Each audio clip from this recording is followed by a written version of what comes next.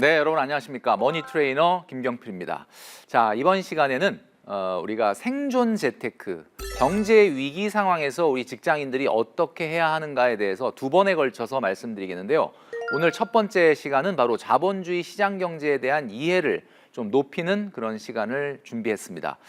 자, 정상적인 시장의 가격 결정이라고 하는 것은 여러분들 보시는 것과 같이 어떤 것의 가치가 이렇게 올라간다 그러면 당연히 가격도 올라가겠죠. 자, 그런데 가격이라고 하는 것은 항상 가치하고 일치하지는 않습니다. 그래서 대충 이런 정도로 움직이게 된다라고 볼 수 있죠. 그러니까 한마디로 정상적인 시장에서는 가격과 가치는 항상 같은 방향으로 가지만 항상 일치하지 않기 때문에 가치보다 가격이 낮을 때가 있고 가치보다 가격이 높을 때가 있습니다.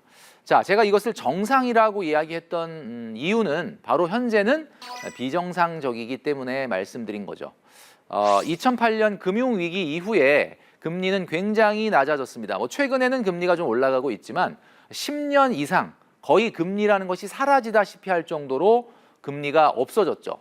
자, 그러면서 시장의 어떤 것의 가치가 시간이 지남에 따라서 올라가게 되면 가격은 그전하고는 다르게 움직이기 시작을 했습니다. 가치와 가격이 같은 방향으로 간다는 건 그전과 같은데 굉장히 변동성이 심해졌죠. 지금 그림에서 보시는 것처럼 가치보다 가격이 낮을 때 그리고 높을 때가 있긴 한데 그전에 비해서는 너무 큰 변동성이 생기게 됐다라는 겁니다. 자, 그러다 보니까 우리 직장인들이 뭔가 투자를 하는 데 있어서 굉장히 사실은 기회가 될 수도 있지만 반대로 이야기하자면은 상당히 어떻게 보면 복구 불가능할 정도의 손실이 생기는 경우도 굉장히 많다라는 거죠. 자, 우리가 흔히 모멘텀이 증가했다 이런 말을 많이 하는데 이런 시장의 변동성 우리가 어떻게 대처를 해야 할까요? 자, 미국의 기준금리의 역사를 한번 우리가 살펴보면요. 지금 그림에 보여드리는 것처럼 지난 50년간 미국의 기준금리가 약 500bp, 그러니까 5% 이상 시장금리가 올라갔던 적이 한 4번 정도 있었습니다. 80년대 중반에 금리가 한번 세게 올라간 적이 있었고 그 다음에 94년도, 90년대 중반 그리고 2004년에도 이렇게 금리가 올라간 적이 있었습니다. 이게 항상 간격이 한 10년 정도 되다 보니까 10년에 한 번씩 미국이 금리를 올리는구나 이렇게 생각하시는 분들이 굉장히 많은데 그러면 2014년도에도 올렸을까라고 궁금해하시는 분이 생길 텐데 실제 2010년대에는 2016년도에 올렸습니다. 근데 사실은 금리를 인상하겠다라고 발표한 거는 2014년이기 때문에 뭐 발표 기준으로 보자면 역시 어김없이 항상 10년 단위로 미국이 금리를 세게 올리고 있다라고 볼 수가 있는데요.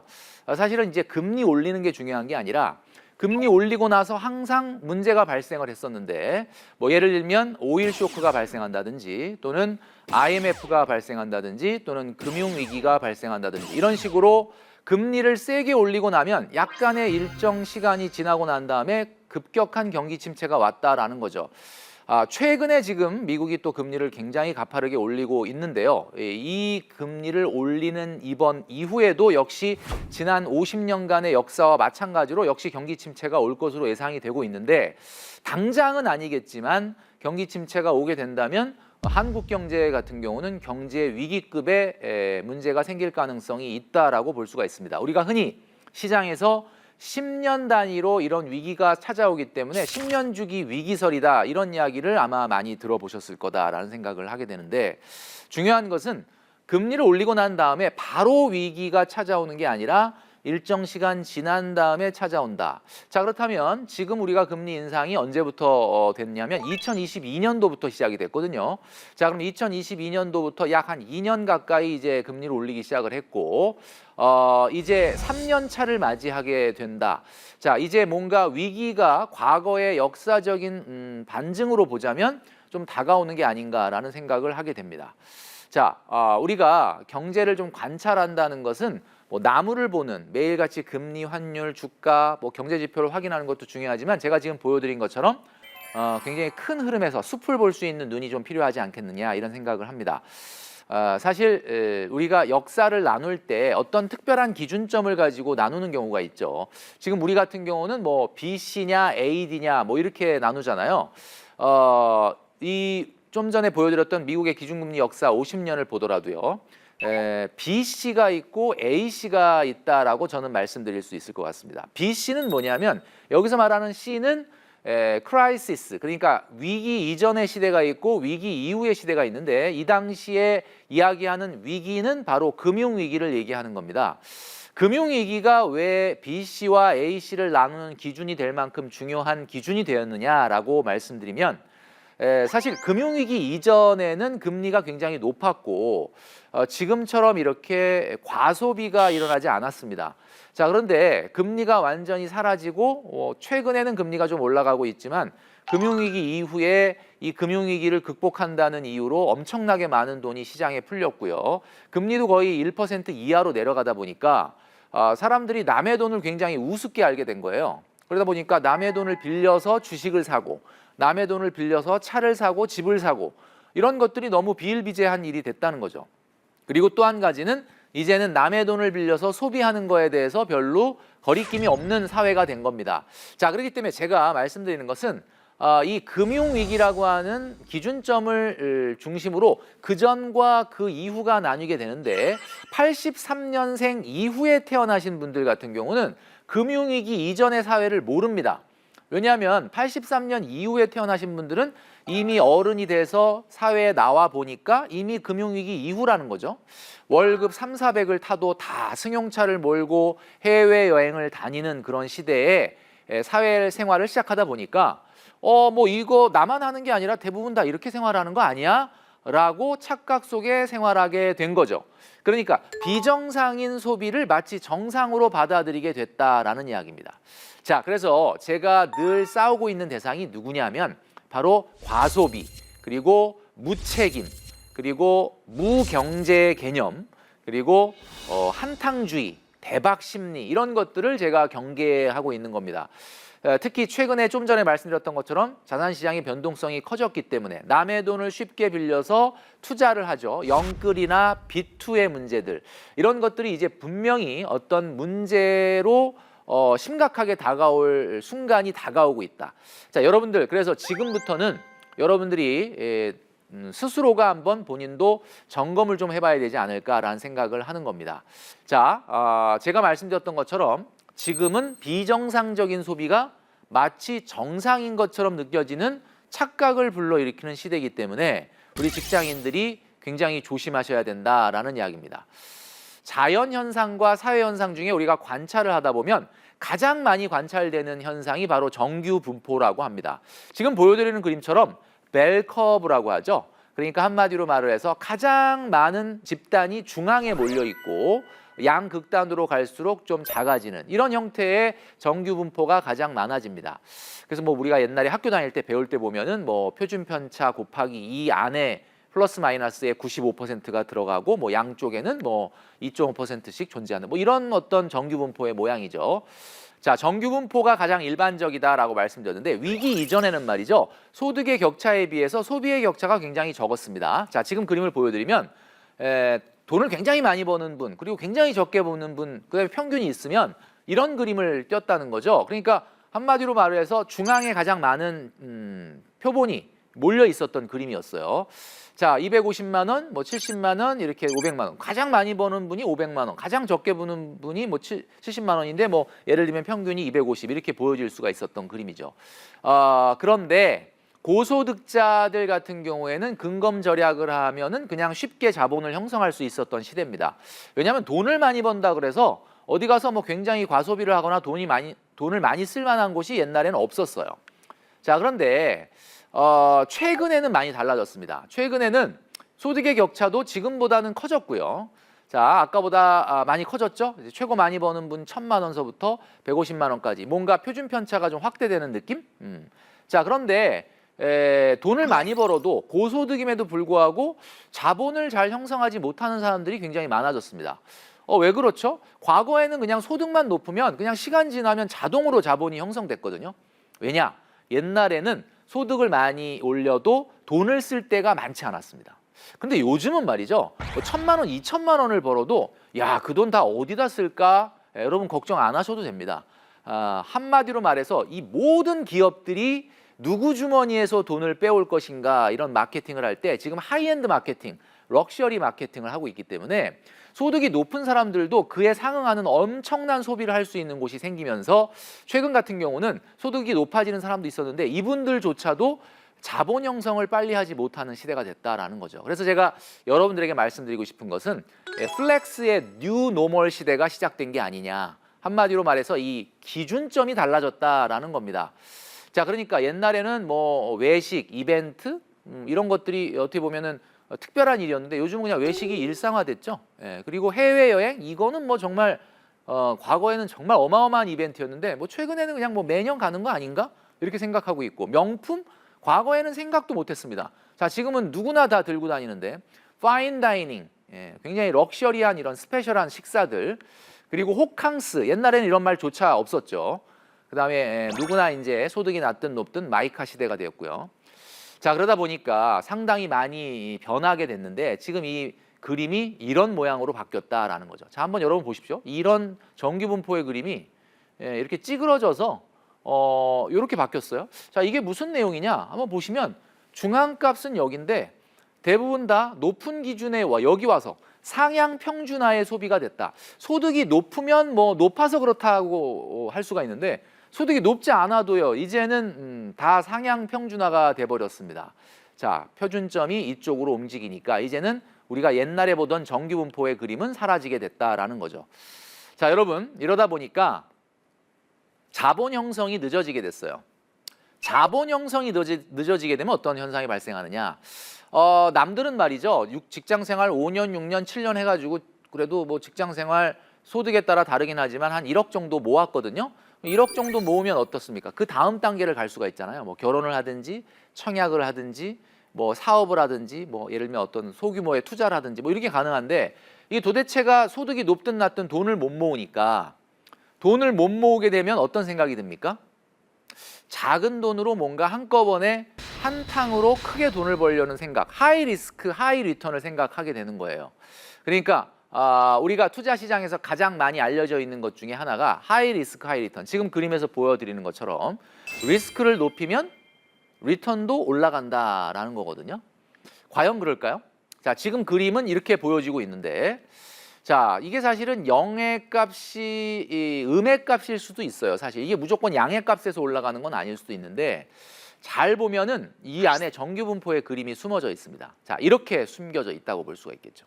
자, 이게 무슨 말이냐? 여기 좀 보기가 좀 불편하시니까 이 그림을 일단 오른쪽으로 한번 이렇게 탁 틀어보면 이렇게 돼 있는 거거든요. 한마디로 말해서 정규분포, 투자의 수익률이 어디에 나타나게 될지 모르지만 평균값만 보면 평균값은 리스크를 증가시킴에 따라서 이렇게 올라가는 건 맞아요. 자, 그런데 리스크를 많이 증가시키면은 지금 여러분 보는 그림처럼 굉장히 많이 버는 사람서부터 굉장히 많이 잃는 사람까지 존재하는데 그 표준 편차의 폭이 어마어마하게 커진다라는 겁니다.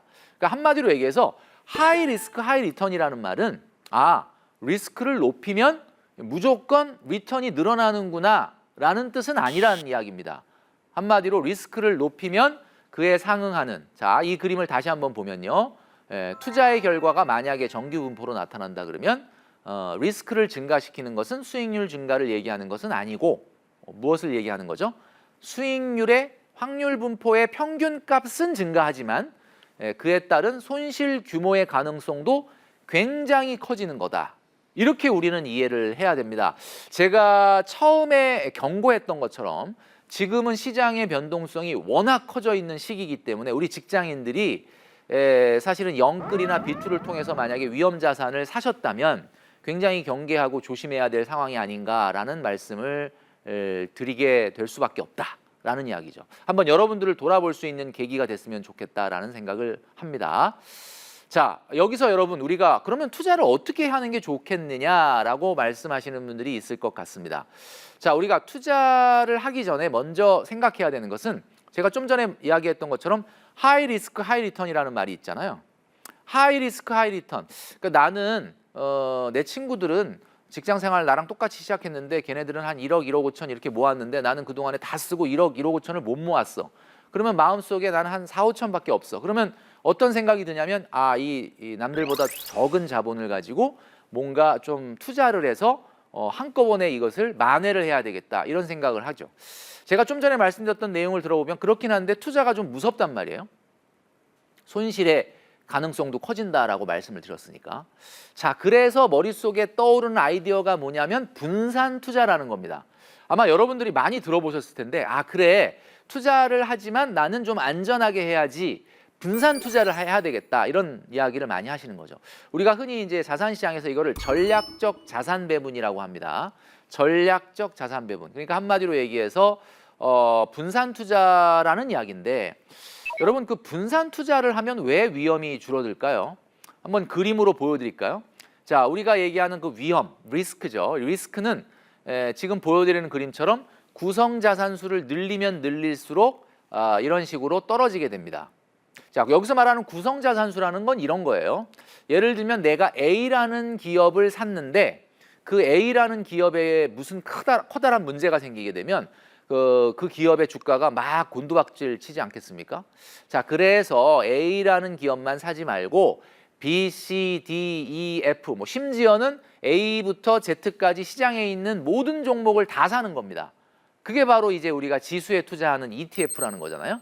그러니까 한마디로 말해서 이렇게 한 가지 종목을 사는 게 아니라 여러 가지의 종목을 사게 되면 이게 분산 효과가 나타나니까 아무래도 지금 그림처럼 종목 수를 늘리면 늘릴수록 리스크는 이렇게 줄어들게 된다라는 거죠. 자, 그런데 여러분 줄어들기는 하는데 아무리 종목을 많이 구성을 하더라도 지금 보시는 것처럼 그림이 줄어들기는 하는데 더 이상 0으로 내려가지는 않죠. 자, 왜 그럴까요? 지금 그림에서 보여드리는 이 비체계적 위험이라고 하는 거는 기업들이 갖고 있는 고유의 위험이거든요. 자, 예를 들면 항공사에다가 투자를 했는데 코로나가 터졌다. 그럼 그 항공사는 어마어마하게 주가가 떨어지지 않겠습니까?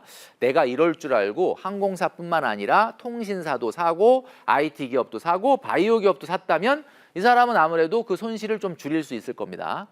자, 그런데 문제는 아무리 종목을 늘려도 뭐 예를 들면 국내 주식시장 같은 경우는 뭐 코스피 시장이 있을 수 있는데 코스피 시장에 있는 한 900개 기업을 다 사버린다. 그러면 리스크가 없나요? 그렇지 않죠.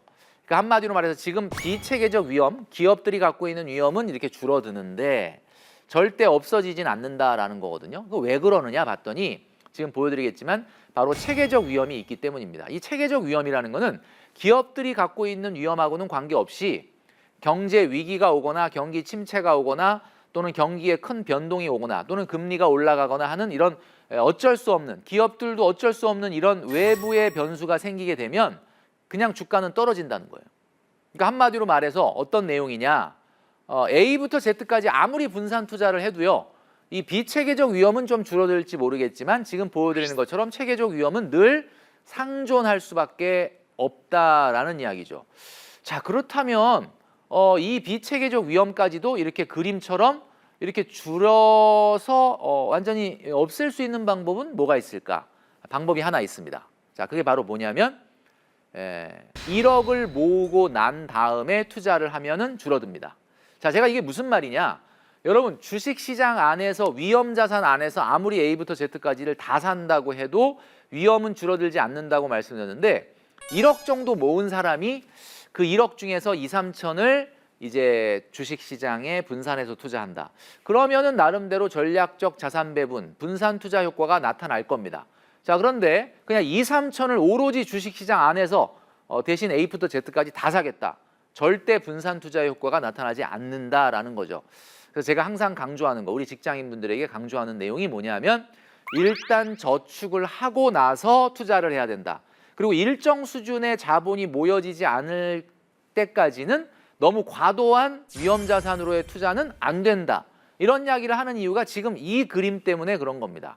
자, 이 그림에서 말씀드렸던 것처럼 예적금을 기본적으로 하고 최소한 1억 정도는 모은 다음에 그 중에 일부를 주식시장에 분산 투자하게 되면 여러분들이 비체계적 위험이나 체계적 위험도 어느 정도 줄일 수 있다는 점을 여러분들이 꼭 기억하시기 바랍니다. 진정한 분산 투자란 예적금과 나눠서 해야만 분산 투자가 된다라는 점을 여러분들이 기억하시면 좋겠다라는 거죠. 자, 최근에는 말이죠. 직장에서 아침에 9시만 되면 많은 직장인들이 자리에 없는 경우가 많다라고 합니다. 상사분들이 이렇게 오셔가지고 사무실을 쭉 둘러봤는데 다 자리에 없는 거예요. 그래서 오늘 재택근무냐라고 이렇게 물어봤는데 재택이 아니라는 겁니다. 그런데 왜 이렇게 자리에 없을까요? 자, 바로 9시가 되면 모두들 화장실로 가버리기 때문이다. 자, 왜 화장실을 가느냐? 9시부터 국내 주식시장이 시작되기 때문이라고 합니다. 한마디로 말해서 휴대폰을 좀 보면서 오늘 주식시장의 시작 상황을 좀 보고 싶은데 사무실 자리에 앉아서 보기는 좀 눈치가 보이니까. 자, 이런 현상들이 왜 발생을 했을까? 제가 만나본 직장인들 중에는 실제 5억 원을 주식시장에 투자한 분도 있었습니다. 야, 정말 그 5억 원이라고 하는 어마어마한, 야, 직장 생활하는데 그 5억 원이 있다는 것 자체가 정말 대단하다라는 생각이 드는데 5억 원을 투자한 이분이 아침에 몇 시에 일어날 것 같습니까? 이분은 새벽 3시에 일어난다라고 합니다.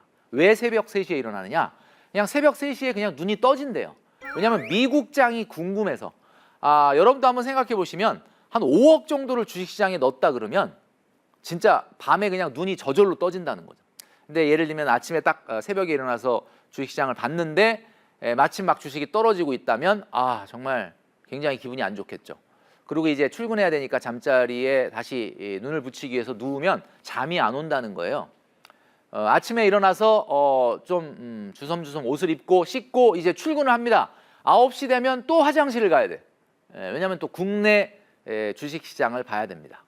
자, 아침부터 밤에 잠자리에 들기까지, 심지어는 새벽에도 휴대폰에서 손을 떼지 못합니다. 신경 쓰고 바라다 보고 웃었다 울었다를 반복을 하고 있는 거죠. 자, 그런데 여러분, 내가 만약에 5억 정도 투자했다 그러면 나도 그럴 것 같다. 그쵸? 5억 정도 투자했다면 뭐 그런 정도 신경을 쓰겠죠. 자, 그런데 우리 대부분의 직장인들은 이 금액보다 100분의 1밖에 안 되는 500만 원, 1000만 원을 투자하고 있는데도 똑같이 이 사람과 같은 시간을 휴대폰을 보고 있습니다. 여러분, 이게 과연 생산적인 일일까? 스트레스도 엄연한 비용이거든요. 특히 2030 직장인들은 직장 생활하는 것도 중요하지만 이 젊음의 시기에 여러분들이 개인적으로 성장하는 데 시간을 써야 되는데 아침부터 저녁까지 계속 휴대폰에 마치 노예가 돼서 이것을 붙잡고 있다. 저는 이것은 상당히 문제가 있다라고 보는 겁니다. 자, 그래서 여러분들에게 제가 말씀드리고 싶은 부분이 있습니다. 투자라고 하는 것은 자본주의 시장 경제에서 마치 굉장히 필수적인, 내가 안 하면 마치 막 굉장히 뒤처지는 것처럼 느껴질 때가 많죠. 자, 그런데 여러분, 분명한 것은 직장 생활하는 여러분들이 주식 투자로 승부가 절대 나지 않는다는 사실입니다. 제가 아까 말씀드렸던 것처럼 분산 투자의 효과를 진정으로 원하신다면 최소한 1억 정도를 모으는 자본의 형성 이후에 일부를 주식시장에 투자하시는 여러분이 되시길 바라고요. 중요한 것은 20대, 30대 아니면 40대도 마찬가지겠지만 직장 생활하면서 가장 중요한 것은 바로 내가 개인적으로 역량이 성장되어야 한다라는 겁니다. 자, 이 성장이 동반되어야 할 시기, 많은 경험도 해야 되고요. 또 어찌 보면 자기 개발도 해야 되는 시간인데 아침부터 저녁까지 눈을 떠서 계속 주식시장에 몰입해 있다라고 한다면 저는 이것은 상당한 시간적인 낭비다라고 말씀드리는 거죠. 제가 젊은이들을 많이 만나는데 저는 무조건 주식 투자를 하지 말라라고 이야기합니다. 왜냐? 주식 투자하지 말라고 이야기하더라도요. 할 사람은 어차피 할 겁니다. 지금 저한테 와서 멘토님, 주식 지금 들어가야 됩니까? 말아야 됩니까? 주식 해야 됩니까? 말아야 됩니까? 라고 물어볼 정도의 경험과 지식이라면 안 하는 게 맞습니다. 자, 마치 안 하는 게 굉장히 나를 뒤처지게 하고 어떻게 보면 내가 시대에 뒤떨어지는 거라고 생각하는데 그게 바로 착각이다라고 말씀드릴 수 있을 것 같습니다. 그 시간에 여러분들에게 투자하시기를 저는 바라는 거죠.